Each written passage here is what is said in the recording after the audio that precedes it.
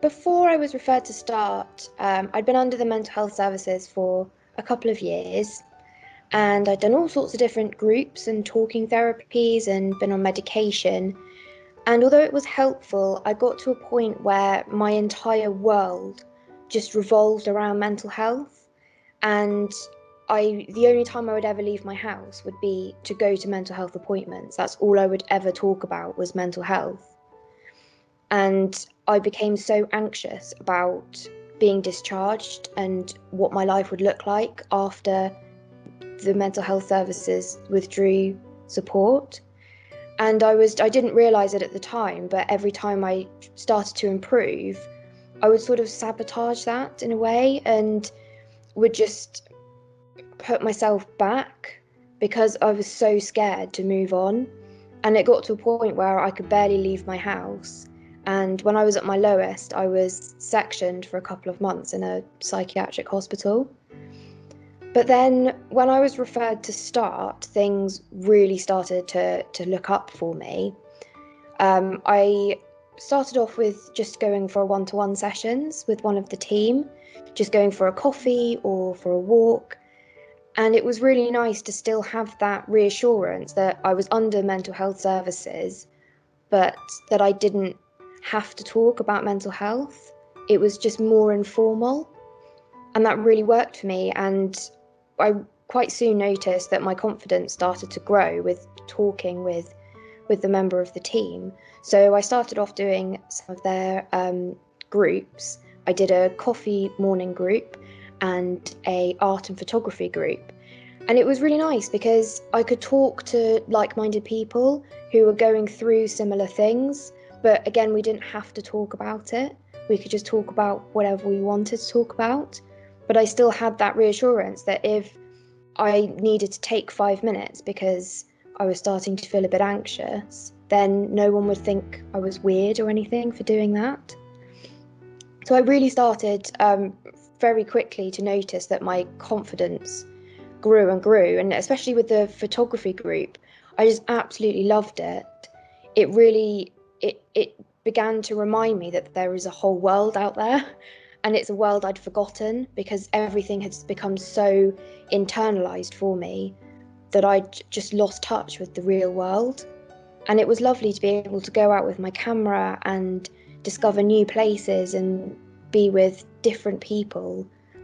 And it sort of enabled me to use the skills that I'd learned in the talking therapies to then put that into action in the actual real world. So I very quickly noticed my confidence just massively grew. And the start team, they encouraged me to look for a volunteering role. It was something that had been mentioned to me before, and every time I had just pushed the idea away, like, no, I can't do that, it's much too scary, I'll be discharged, I can't do that. But this time it just felt different, I felt ready, and there was no reason why I couldn't do it, and I knew that I could do it. So I found a volunteering job with Volunteer Centre Dorset as a receptionist, and I loved it. It was fantastic. After I started as a volunteer, I within a few months the Volunteer Centre offered me a paid apprenticeship, which was the first paid job I'd had for years, and I went on to complete that with distinction, and I'm now still working at the Volunteer Centre. Absolutely love it. I'm taking on management roles and leading projects. I've just opened a community fridge in Dorchester, which has been brilliant, and that's been everything I've been working on for the last few months, really. But it's really great, and managing volunteers, and in my personal life, I'm still out with my camera all the time. It's a great hobby to have. It gets me outside. In the last year especially, I've really needed that to keep me going outside.